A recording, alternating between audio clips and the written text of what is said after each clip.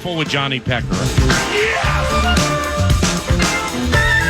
Here comes Fox and the Vox. Amen, brother. The Fox is Parker Fox, basketball player for Ben Johnson's Golden Gophers basketball team.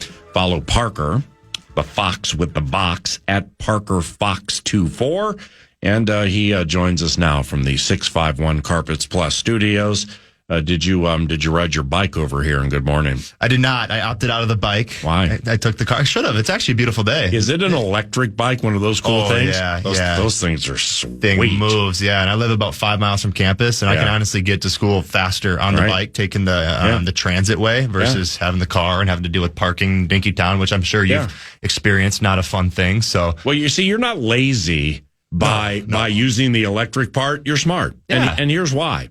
I mean, being a big-time Division I, Big Ten basketball player, you don't need to hurt a calf or like bang a shin or do something to your thigh or thigh muscle or whatever by pumping a bike over to KFAN at like 8 miles away. So discretion is the better part of valor for you, and that impresses me. Yeah, why waste your time, pedaling away and dealing with that when you can just that throttle 20 miles an hour, cruise that thing right to campus. You're good to go. That's unbelievable. So are you also, like, when you venture into the world of cars, are you also going to have an electric car?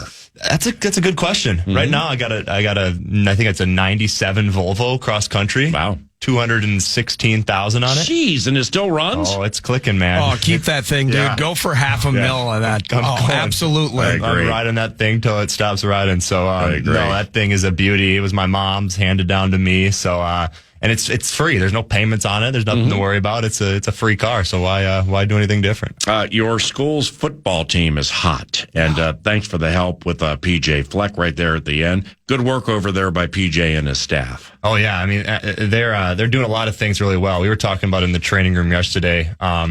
Brosmer's just kind of, he stepped into that, that leadership role, and he's really taken it on his shoulders in terms of the offense.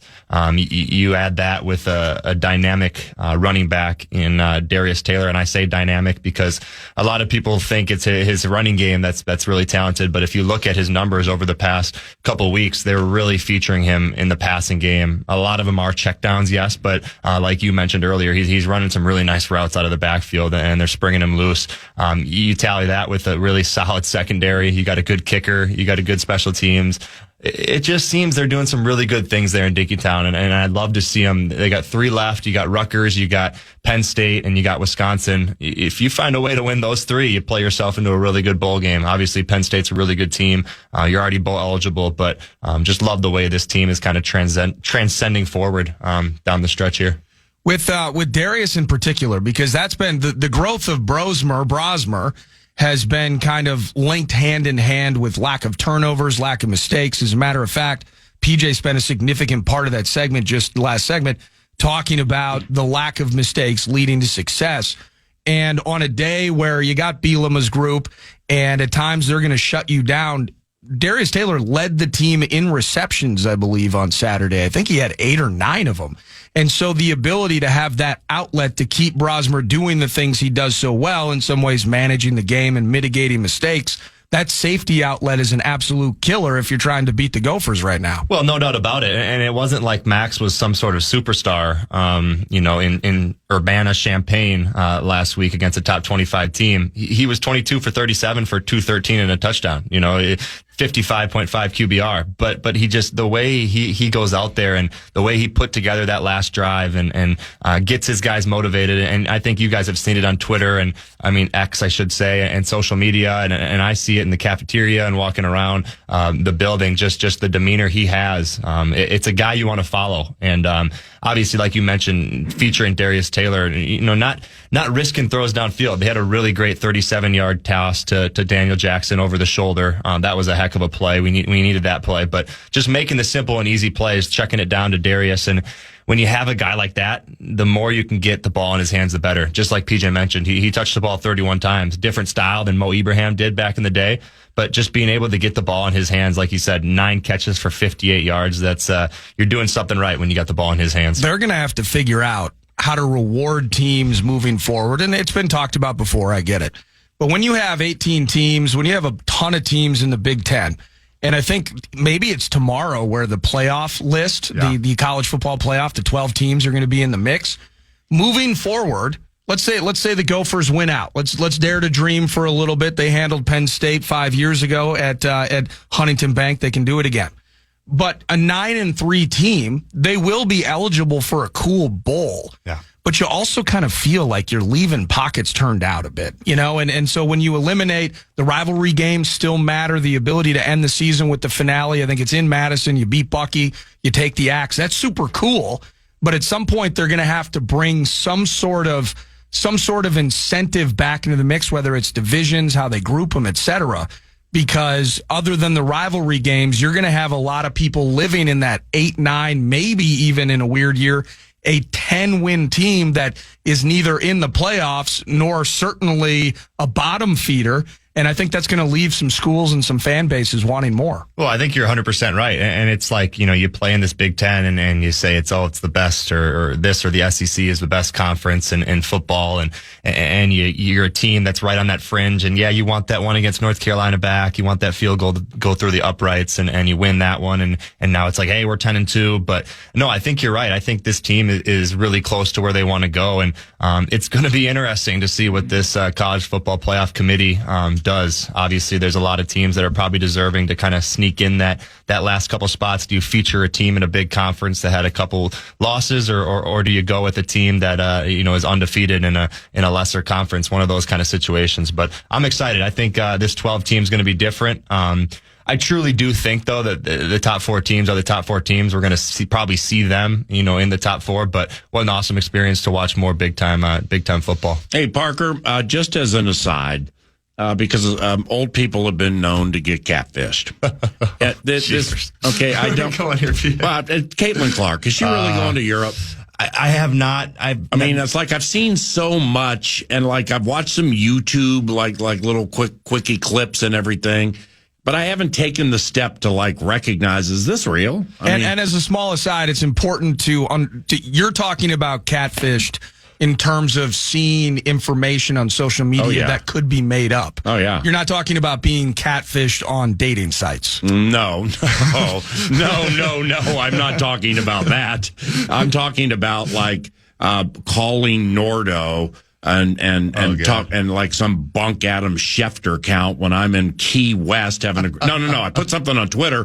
I'm in Key West having the time of my life. Nordo calls me at 11 o'clock East Coast time in the evening. Oh, yeah. 10 o'clock Cornfields and said, dude, take that tweet down. You got fished. Yeah, the Adam Schefter tweet. Yeah, it was the Schefter tweet. The NBA Centel. Have you seen that one at all? No. Oh, that's the craze right now. It is hilarious. It's the funniest. Well, I just retweeted something by Daryl Doogie Wolfson, thinking it was real about Alex Rodriguez and Mark Laurie, but no, I got catfished. Yeah, but nevertheless, you got doggied. I got doggied, but no, I have seen. But Doogie does have something out there real on that, though. Go ahead. No, he does. I have seen the Caitlin Clark stuff, but I also heard Nafisa Collier's league Unrivaled offered her $1 million salary to join their league. So wait, Nafisa Collier's leaving the WNBA? No, have you heard about the Unrivaled? Yeah, the off-season bit. Yeah, but I thought that was like Ice Cube's 3-on-3. No, it's completely different. Ice Cube's got his 3-on-3, the big 3. Nafisa Collier and Brianna Stewart opened up their own league called Unrivaled. Wow. And it's going to be the highest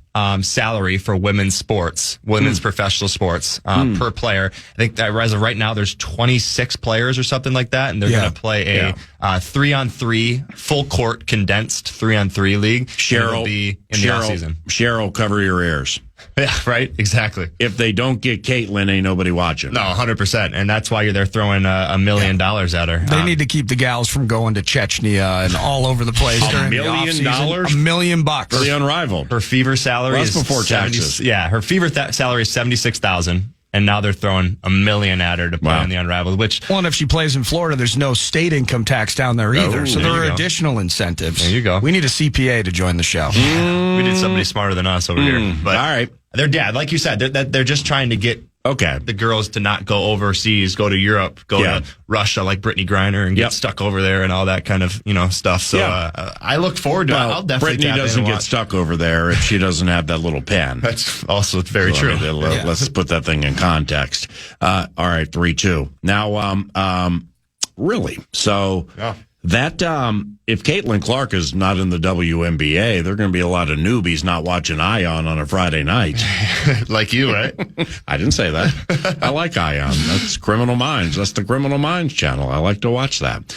Do you, Parker, do you mingle much with the football players in the super special exclusive cafeteria? I wouldn't call it super special exclusive. I think we could get you in there, We could I didn't ask to go in there. Find a way. I just want to know if starting forward for a D1 Big Ten basketball team mingles with players for a red hot football team, and then maybe there's Snuggerud over there or something. You guys all get together with Jimmy. Yeah, we see them all. I'm a personal guy. I like to go up and talk to different guys, and obviously I see the football team in there. Guys like Cody Lindenberg, Dragan Kesic. I see a lot of them in there. I actually remember a funny story for you. So my first time coming to the U. Obviously was a big Gopher fan and watched the football teams, and I sat down my first day in the cafeteria, and here comes Tanner Morgan around the cafeteria grabbing himself a chocolate milk, and I was starstruck by it. I texted my mom, and I'm like, I'm in the same cafeteria as Tanner Morgan. Come to find out, he's an awesome dude. We've built a friendship, relationship. Obviously, you know him very well, but I think it's just a cool place for athletes to kind of just hang out. Obviously, we eat there and our training tables there, but a lot of people do homework in there and just kind of relax and mingle with other athletes. The non-rev sports get a piece of that too, right? Yeah, we're not locking track and field out. No, track and field. Okay. They own that thing, man. They're in the back corner. Yeah, they're everybody's kind of got their spot. Because if they piss off somebody, they can run away faster than anybody. There you go. It's a good way to put it. Like Gable Steveson. I mean, if he wants his seat at the table, he gets it, right? Yeah. Gable sits where he wants, that's for sure. But no, everybody's kind of got their spots. It's football is right there in the front, track and field is in the back, rowing's got their section, soccer, basketball. So you kind of know where to sit, and you try to mingle when you can. Well, you mentioned, some of the student athletes they'll do their homework in there too. How's your homework load these days? I'm off now. I took a term. What's a term? It was so the semester split into two parts, and I took the first 8 weeks. So I'm scotch free of classes here for the rest of the semester. So wait, so you're stone cold rolling? I'm stone cold on a basketball team where you're doing some work at KFAN. Yeah. Your girlfriend / fiance is a wonderful, wonderful human being and a professional athlete with the PWHL. You're going to, I think we had a Turks and Caicos in there, maybe a Telluride. Yeah, we did. I mean, yeah. I'm going to start kicking my feet up over here. Is that all right with you? Well, you can do whatever you want, man. You got shoe shiners around here? You better get these Timberwolves winning and or a little more cohesive, or maybe some of that fan line money. Maybe some of the stipends you got for fan lap. I mean, it's howling with the homies and the hootie hoo and everything. Hold on here. Your squad, Oral Roberts. Oral Roberts is here Wednesday. Tickets at gophersports.com. If interested, a bunch of home games, then off to Orlando for a tournament. Thanksgiving in Orlando, you say. That's a kick in the old family time equation. You okay with that? It's you sign up for it, right? So you know it's coming. You know it's a possibility. I always loved spending Thanksgiving with my grandparents over at their house in White Bear Lake, and hanging out with them and spending quality time with them. But this is something you sign up for, and it's a possibility. And we'll take the most of it and go down to Orlando and have a good time. My first time going down to those ESPN studios there in Orlando, and haven't been down there. I don't know if you have been, but a lot of people have been and played ball down there, and they said it's an awesome time. So that's where they did the NBA play-in bit during COVID, right? Exactly. The bubble? Yeah, the bubble. The bubble. Thank you. Yeah, the bubble was down there, and if you can find out exactly where Rashawn Holmes crossed the street to get a picture of it, food delivery order, tweet it, and we'll retweet it. Yeah, there you and go. PA and I are about the only two people on the planet that'll care about this. Well, it's unbelievable it happened. It makes Chris Finch laugh every time we bring it up. But if you could take a picture of yourself in that spot with some sort, like a pizza or some wings or something, that would make my entire life. I mean, very early in the bubble. Yeah. It was quarantine covenant, and it was just all Daniel House, though. Yeah, a lot of subterfuge, a lot of fear and things like that. Yeah. People just didn't know what to think. So they're in the bubble, and I think Rashawn Holmes at that time was with the Sacramento Kings. Yeah. And he just became frustrated with the food within the bubble. So he ordered a pizza, left the bubble, and went like a quarter mile outside of the bubble to get a pizza. And then he came back, and I mean, it was just everybody from Fauci over here to Finchy over here. I mean, they were just killing your guy, Rashawn Holmes.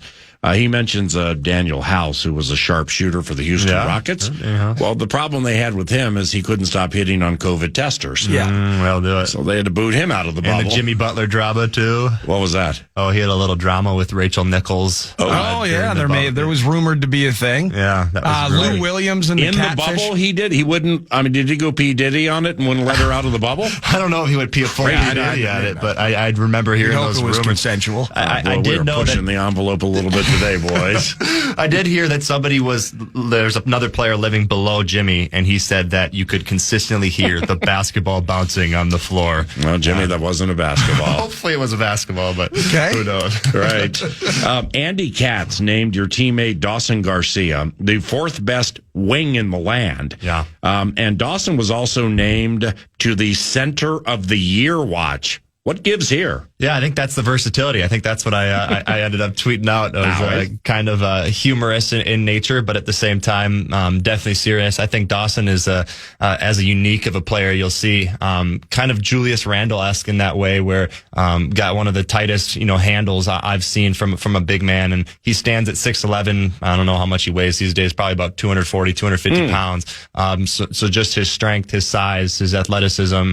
And then his feel for the game. He's ambidextrous around the rim, shoots right or left hand perfectly fine. A lot of times coach will draw plays up for his left hand because he knows he's truly a left-handed jump shooter. Yeah. But he's ambidextrous going to the rim, so he can do a lot of really good things, and he's obviously a key piece in what we want to do. Parker Fox he's here for another segment, truncated as it may be, to chat about the Timberwolves weekend and why he keeps sulking about the skull. That's around the corner. It's Fox and the Vox, but first. The Fan and Two Men in a Junk Truck want to give you a chance to put $1,000 in your hand with the National Cash Contest. Go to KFAN.com, enter the keyword win.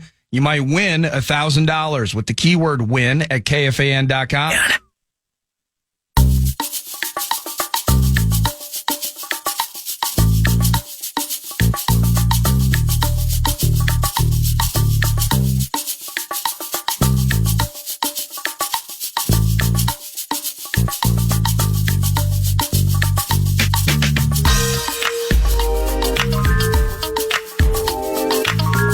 The Minnesota Timberwolves weekend, Mr. Parker Fox at Parker Fox 24 beat Denver, lost Saturday at San Antonio.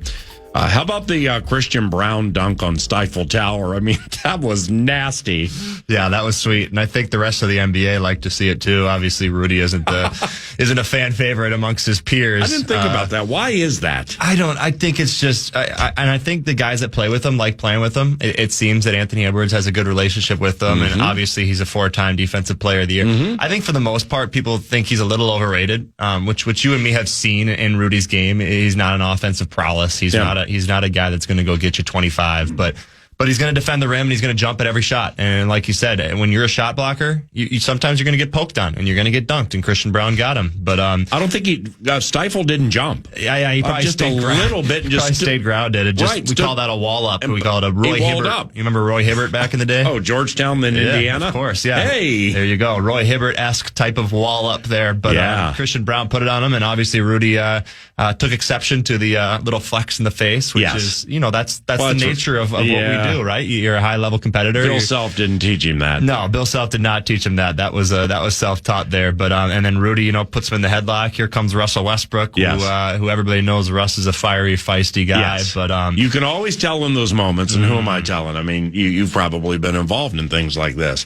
You can always tell on your team who has courage and who doesn't. Oh, yeah. Because there were a couple, when you watch that thing back, they were kind of just like taking small steps to get over there. Yep. Here comes Russ. He was ready to go. Yeah, I think, and it's funny to me because it's always that fine line, right, where you never want to be the guy that's getting kicked out of a basketball game. So, and as you and me know, the guy that gets in trouble is the retaliator, right? Yeah. We see it in the NFL. You see a guy throw a hit, and then somebody throws a punch, and it's always the retaliator that gets in trouble. Yeah. But at the same time, you need those alphas on your roster. And our coach, Ben Johnson, talks about it all the time. If you want to be a good team, you need your best players to be alphas, and you need them to be dogs. Obviously, Russell Westbrook's been that, for a lot of his career. Now he's kind of on the tally end and the back end, and he's not the player he once was, but you need those personalities if you want to be a team that's going to play late into, June these days in the NBA finals. So, you need alphas. And I think, we got a couple of those in Anthony Edwards and Julius Randle. P. Fox, are you missing anything about Cat's game? Because Julius Randle is a better overall player in my estimation. Yeah, I do miss Cat. I think, when you look at Karl Anthony Towns and what he gives a team, just in terms of, the shooting ability, I heard Austin Rivers say on a podcast the other day, he thinks he's the most skilled big man in the NBA. I'd argue there's a couple others, and Jokic and Joel Embiid. Well, just ask Cat. He said he was the greatest three-point shooting big man in the history of the NBA, and just seemed to forget about Kevin Love and Dirk Nowitzki, but that's okay. Pretty good self-proclamation there. Right. But I miss those aspects of Cat, but it's also been really refreshing to see a guy like Julius Randle come in. He's averaging 23 points a game, 7 rebounds, 5 assists. That stat line right there is something that makes your eyes go wide. Bro, he's a playmaker. Oh, he's a dude, man. And he brings that toughness. And I think we're only we're 6 games in. We're 3-3. We're off to a decent start, but you let this team get comfortable, and you let this team find ways to play with one another. We get Mike Conley, the vet, to come along. He hasn't been his normal self yet.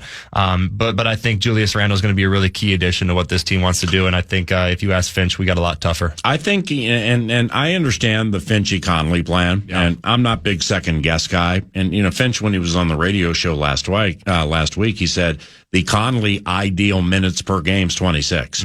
And he's been right around there. I don't know Mike. And I'm a fan from afar. I just think Mike wants to play more. I mean, I think there's something working with Mike it's the whiplash effect, man. Yeah. I mean, whether you play D1 basketball like you or get through junior college like me, when you're in the game and that horn sounds, whiplash, you're looking right over to the table. Is that me? Yeah. Is that me? I mean, like coaches used to tell me, stop looking over there, okay? Even if it is, just stop. It just throws you off a little bit. I ain't saying Conley's doing that, but when that horn sounds, he's checking out a lot more frequently than he used to. Yeah, and I think, anybody that's ever played, and I really like the whiplash effect. I like that comment because I think it's true. You never can fully get into the game if you're constantly just looking over and trying to figure out, if you're coming out. And that's something, for myself that, coming back from the injuries, I kind of had a little bit of that. But once you're able to kind of flush that, and Mike's an 18-year vet, and he's been in the league long enough, so it's probably not that per se, but it's definitely something where it's like, hey, he knows when he's coming out at a specific time, and it's, hey, I played the first 6 minutes. I'm going to come out at the 6-minute mark. That first media timeout, Dante DiVincenzo is going to come in for me. If I went 0 for 2 and I only had 1 assist and a turnover, that's not a good start. So when I come back in the game, I got to get those numbers up. And now you're putting pressure on yourself that you don't need as an 18-year vet when you know how to play the game and you've done it long enough. And it's like, you can't put that external on yourself when it's, what the heck you're doing out there. That was beautifully laid out. Lastly, why didn't the Vikings win back your heart last night despite the victory? Well, the Vikings won back my heart in a little bit. All you do is rip the team on Twitter. I do not only rip the team. I love the team. I'm always positive with the team. There's a couple little negatives. Last night I was never worried. I don't know how you felt up in the box. I just knew this Colts team didn't have an offense that could drive down the field and put points on us. Unfortunate to lose a fumble, a scoop and score to start it, but still wasn't ever worried. Never was worried, even after the Reichert missed field goals. Stayed positive just because I knew we had too much firepower offensively, and Joel Flacco's nearing 40-year-old self was not going to put a drive together and come down the field against our defense. All Kwesi does is trade for starting left tackles, give up nothing, make the other guy pay the freight, and then go 1-0 with said Cam. Yeah. What's not to like about that boondoggle? I love it. And I think, daylight savings kind of flipped the switch on us. We're oftentimes the first half team, and last night we were a second half team. I don't know if that's daylight savings to blame or who's to blame for that. Maybe it's Sunday Night Football and it takes you a while to get revved up, but loved us in the second half. Haven't really seen a whole lot of that from this team yet. And just the execution in the second half was awesome. It's so beautiful that, you being a Division I Big Ten athlete, is if you get into a conversation about some wonky performances by your team, and say you're 6-2.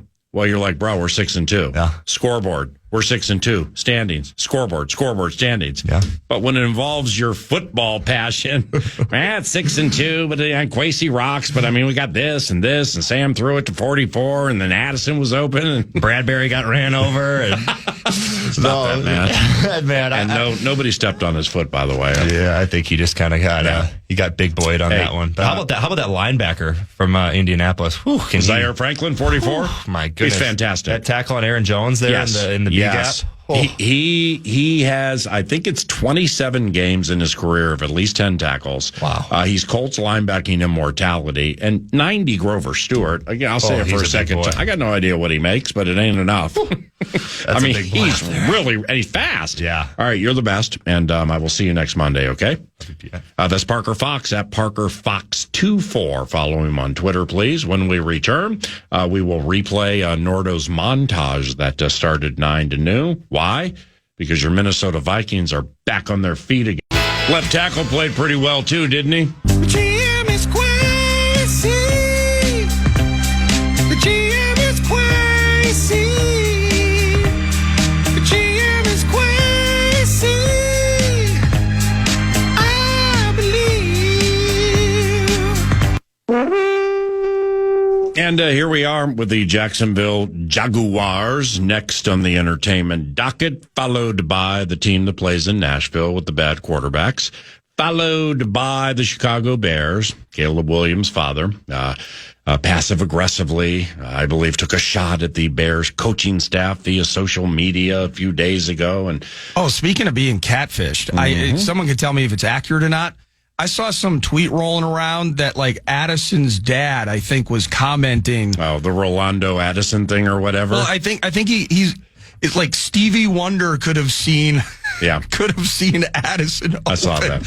on that pass. Am I being catfished? Yeah, old people did not bite into that one, and I also saw it too. Tomorrow we are at Twin Cities Orthopedic. Hey, 3 got free. Yeah, right, free 3. 3 got free, so did Josh Oliver. 9 to noon is at Twin Cities Orthopedics Performance Center tomorrow, which means we'll end the show with KO. End the show with KO. By the way, 1 in a row for B-Flow. 1 in a row for B-Flow. And 1 in a row for Sir Poe. 1 in a row for Sir Poe. Thank you very much for listening to 9 to noon. Kevin O'Connell at 11 a.m. tomorrow from the Vikings facility. Amen, brother. I'm Paul Allen. Nordo puts a wrap on the show. Good stuff. The game is over. Just listen. Time for 2 more. 6-2, Vikings had to get right first half. Leagues like, we flex this to Sunday night. Sam's end zone pick, man, a sore sight. Bradbury truck thought he needed his last rites. Halftime break, a revelation. Jefferson returned from a 30-minute vacation. Addison scores, one-handed sensation. Flacco needed Miralax with the constipation. A Minnesota sports weekend on high. Only thing better came straight from Mount Sinai. Gophers, Wolves, and Wild like Boldy didn't try. Micheletti winning money, Filipino highlight. And tomorrow we're back to the facility, hoping coach is in a good mood tomorrow. Will he be? It's also election day and exercising civility, but just in case, prepare for plenty hostility. Excuse me while I whip this out. Podcast today's Paul Allen Show, or listen back to previous show and interviews by going to the iHeartRadio app or KFAN.com.